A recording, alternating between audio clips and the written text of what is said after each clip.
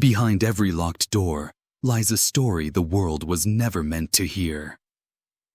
Welcome to Behind Bars TV, where we uncover the hidden realities of the world's toughest prisons, untold inmate experiences, and the systems built to contain them. From supermax facilities to forgotten penitentiaries, we reveal the truth behind concrete walls and razor wire. This is not fiction. This is the world behind bars. What happens when the world forgets you? Somewhere in America, a man wakes up to silence. He hasn't touched another human being in 12 years. He counts the bricks in his wall just to prove he still exists. They call it the hole. The Department of Corrections calls it administrative segregation. But the men and women inside call it something else: slow death. The birth of isolation, solitary confinement, was born not from cruelty, but idealism. In 1829, reformers in Pennsylvania believed solitude could save souls. They called the Pennsylvania system. Silence, prayer, reflection. No contact. No corruption. They thought that if men were left alone with their conscience, they'd find God. Instead, they found madness. Reports from the 1830s described men talking to walls, tearing their clothes, and begging for sound. Doctors called it the insanity of isolation. But America didn't stop. Over the next 2 centuries, the idea evolved, from redemption to control, from religion to regulation, from saving souls to breaking them. The whole became the heart of punishment. One warden said, "You can take a man's body, but if you take his mind, you own him." The sound of nothing. Every supermax in America has a version of the whole. ADX Florence, Red Onion, Pelican Bay. Men live 23 hours a day in cells smaller than a parking space. No human contact. No conversation. No window to the world. The silence is physical, heavy, crushing, loud. Former inmate Jack Powers, who spent over 12 years in isolation, described it like this: "You start hearing things, whispers, music, footsteps. But it's not real. It's your brain trying not to die of boredom." Another, Victor Harris, said, "After a while, you forget your own voice. You open your mouth, and nothing comes out." Psychiatrists call it sensory deprivation psychosis. Prisoners call it the whole sickness. In that silence, time dissolves. A minute feels like a day. A day feels like forever. The mind becomes its own enemy. Conversations through concrete. In solitary, communication becomes survival. At Pelican Bay, inmates created their own language, a rhythm of knocks and taps known as the wall code. It started with Morse, then evolved into full conversations. They spoke through toilets, vents, and pipes. A flush meant listen. 2 knocks meant I'm here. One inmate later wrote, "We built a community out of sound, invisible, illegal, and stronger than any chain." Guards tried to stop it, blasting radios, moving prisoners. But the voices always found a way. Isolation was supposed to break them. Instead, it made them invent a new kind of society, one the state couldn't control. The man who stopped talking. In 1997, Michael Richardson entered solitary at Louisiana State Penitentiary, known as Angola. He was 22 years old. He'd gotten into a fight with another inmate. The punishment: temporary isolation. Temporary turned into decades. After 6 years, he stopped speaking. After 10, he stopped writing. After 14, he began talking to himself, in third person. Prison psychologists noted deterioration of cognitive function. He called it something else: peace. When journalists finally interviewed him in 2021, he said only one sentence: "If you scream for too long, silence starts to feel like God." He'd been in the hole for 24 years. He died there, of heart failure, alone. The science of madness.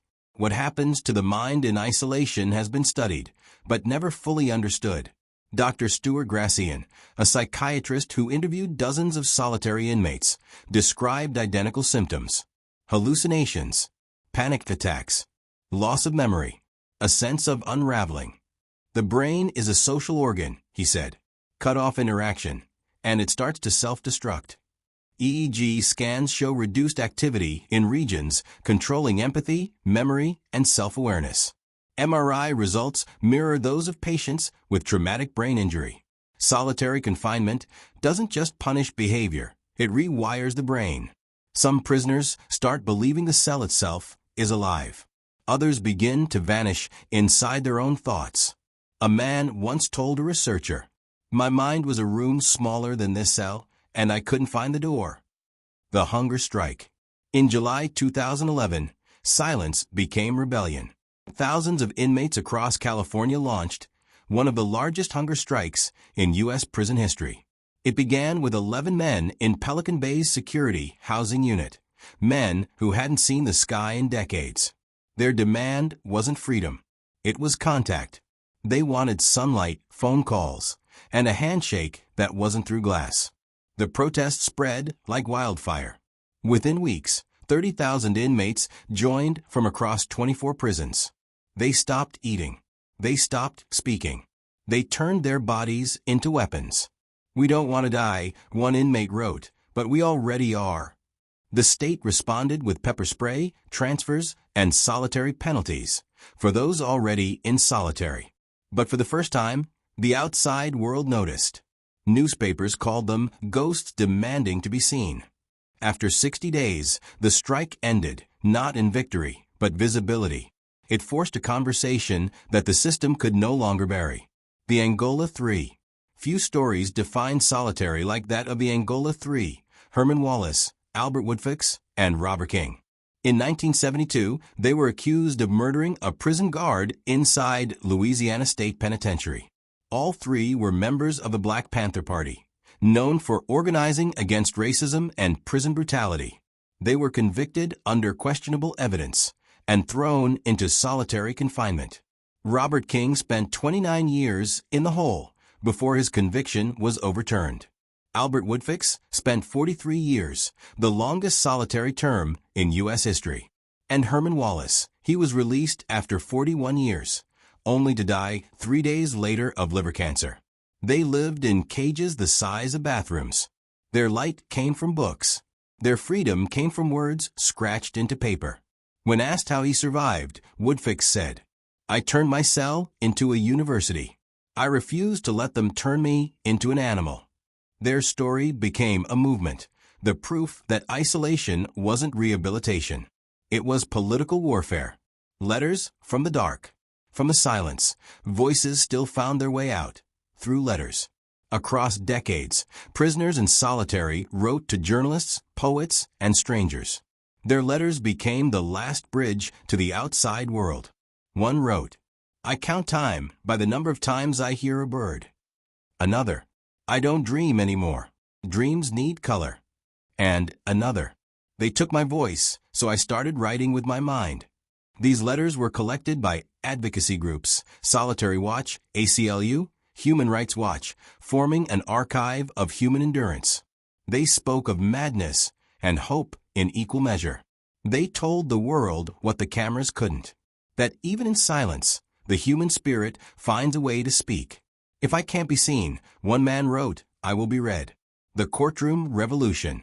By the 2010s, decades of legal battles began to shift the tide. Cases like Ashker versus Governor of California and Madrid versus Gomez forced the system to confront what had been buried under bureaucracy. That isolation wasn't just punishment. It was cruel and unusual. Judges heard testimony from psychiatrists who described solitary as psychological torture. Former wardens testified that it created more violence, not less. In 2015, California agreed to drastically reduce long-term solitary. Thousands were released from the SHU into general population. But reform came slowly and unevenly. New terms replaced the old. Segregated housing, restricted custody, behavioral units. The walls stayed the same. Only the names changed. They didn't close the hole, one former inmate said. They just painted it a different color. The poet in the dark. From the depths of the hole, poetry became resistance. Men like Reginald Dwayne Betts, Johnny Perez, and Jimmy Santiago Baca turned isolation into language. Betts wrote his first poem on the back of a legal form. Perez memorized verses to survive days without paper. Baca, once illiterate, became one of America's most celebrated prison poets. Their words transcended walls, read in schools, printed in books, shared on stages. The whole taught me that silence has a voice, Betts wrote. You just have to bleed hard enough to hear it. Inside solitary, creativity wasn't freedom. It was rebellion, the only way left to say, I am still here. The whistleblower. In 2019, a former correctional officer named Miguel Santana leaked footage from inside a New Mexico Supermax facility. The videos were never meant to be seen. They showed prisoners screaming for medical help that never came. One man banging his head until he bled. Another rocking in silence as guards joked outside his cell. Miguel said he'd spent years turning keys in the hole. He thought he was serving justice until he realized he was witnessing cruelty disguised as order. I watched men lose their minds, he said, and we called it behavior management. When he exposed the videos, he lost his job, his pension, and his safety. But his footage forced the country to see what the walls had hidden for decades, that inside solitary, suffering had become routine. You don't hear the screams on paper, he said, but they never stop. The ones who didn't make it out. No one knows how many people have died in solitary confinement. The numbers vanish in bureaucracy, cardiac arrest, suicide, natural causes. But advocates estimate hundreds of deaths every year across the U.S. Each one is a whisper erased from the system's record books. One was Kalief Browder, arrested at 16 for allegedly stealing a backpack. Never convicted. He spent nearly 3 years at Rikers Island, 2 of them in solitary. When he got out, he couldn't sleep, couldn't stay inside, couldn't silence the walls still echoing in his mind. He took his life at 22. His death shook New York, but it wasn't the first, and it wasn't the last. Another, Tommy Silver, hung himself in a Colorado Supermax after 18 years alone. His final note read, "Tell my mom I'm not angry. I just got tired of being awake." Each story reveals the same truth. The whole doesn't just isolate people. It erases them. The psychologists who entered the hole. To understand solitary, some had to step inside it. Dr. Terry Kupers, one of America's leading prison psychiatrists, volunteered to spend time in isolation cells while studying inmates. He lasted less than 4 hours. The silence became unbearable, he said. It felt like my mind was vibrating against itself. Others, like Dr. Craig Haney, interviewed hundreds of men inside the SHU at Pelican Bay. He described a slow psychological suffocation, comparing it to burying a person alive, only with air. These doctors became whistleblowers of another kind, exposing not what they saw, but what they felt. They testified in courts, wrote papers, and fought lawmakers who still defended solitary as necessary control. One of them later wrote, "We went inside to study the mind. We came out wondering if society had one left." Exporting the whole. Solitary confinement is not just an American punishment. It became an American export. After September 11th, the U.S. built detention sites modeled on the Supermax design. At Guantanamo Bay, detainees spent months, even years, in isolation, 23-hour lockdowns, sensory deprivation, and enhanced interrogation. Psychologists and military contractors who once worked in state prisons helped design the protocols. They called it controlled environment testing. But survivors called it what it was, torture. From Iraq's Abu Ghraib to Afghanistan's Bagram prison, solitary became a global method of control. Walls changed. Uniforms changed. The silence stayed the same. "You can close your eyes," one ex-detainee said, "but you can't close your ears to yourself." The mind fights back. His breath slows. The noise fades away. Even in the darkest holes, some found light, not outside, but inside. Prisoners learned to meditate, recite poetry, and create structure from chaos. They built routines out of repetition, push-ups, counting, prayer. Some visualized freedom as a daily ritual. "I would close my eyes," one man said, "and walk the streets of my childhood." Others taught themselves languages through books and Bible pages. A few turned religion into sanity. Islam, Christianity, Buddhism, whatever kept the mind from cracking. One inmate, James Burns, spent 30 days in solitary as part of a documentary experiment. He left saying, "I thought I was strong. But after a week, I realized strength isn't about surviving silence. It's about remembering who you are when no one else does." In a system built to erase identity, self-awareness became resistance. Even when everything else was taken, thought remained the final frontier. The movement. The setting sun turns the protest into silhouettes against the wire. In 2012, something changed. After decades of silence, the world began to listen. Former inmates, families, lawyers, and psychologists formed a movement, a coalition against isolation. They called it Stop Solitary. For years, activists like Johnny Perez, a solitary survivor turned reformer, traveled state to state, sharing their stories before lawmakers. He'd spent 3 years in the hole for fighting, but his real punishment came after. When you live in silence long enough, noise feels like violence. The movement grew. Churches joined. Journalists documented. And families who once stood alone outside prison gates now stood together, not as victims, but as witnesses. In New York, reformers pushed through the Halt Solitary Confinement Act, limiting isolation to 15 days, following the United Nations Mandela Rule. It wasn't the end, but it was the first crack in the wall. The Mandela Rule. In 2015, the United Nations adopted a historic standard, the Mandela Rules, named after Nelson Mandela, who spent 27 years imprisoned, including years in solitary on Robben Island. Rule 43 states, prolonged solitary confinement, exceeding 15 consecutive days, shall be prohibited. Mandela himself once wrote, "There is no end and no beginning, only the mind turning upon itself." The rule became law in many nations, but in the U.S. it remained a suggestion. By 2025, thousands of men and women still lived years, even decades, in the hole. Still, progress had begun. California closed several SHUs. Colorado banned indefinite solitary. Other states followed slowly, cautiously, fearfully. Because to dismantle solitary isn't just to change prisons. It's to confront a belief older than the walls themselves. That silence fixes what society refuses to understand. After the hole, for those who make it out, freedom feels alien. After years in isolation, the world is too bright, too loud, too alive. Crowds feel like chaos. Sleep becomes impossible. Some ex-prisoners lock themselves in bathrooms just to feel safe again. "I couldn't talk to people," said Brian Nelson, a survivor of 23 years in solitary. "I'd look away. I'd start shaking. The walls were gone, but they were still inside me." The trauma of isolation doesn't end with release. Psychologists call it post-incarceration stress disorder, a permanent echo of confinement. Some survivors become advocates. Others vanish. And some, unable to reconcile silence and sound, return to prison. The system breaks minds, then punishes the fragments. Still, a few manage to heal. Through therapy, art, faith, or the simplest human miracle, being heard. The hope inside.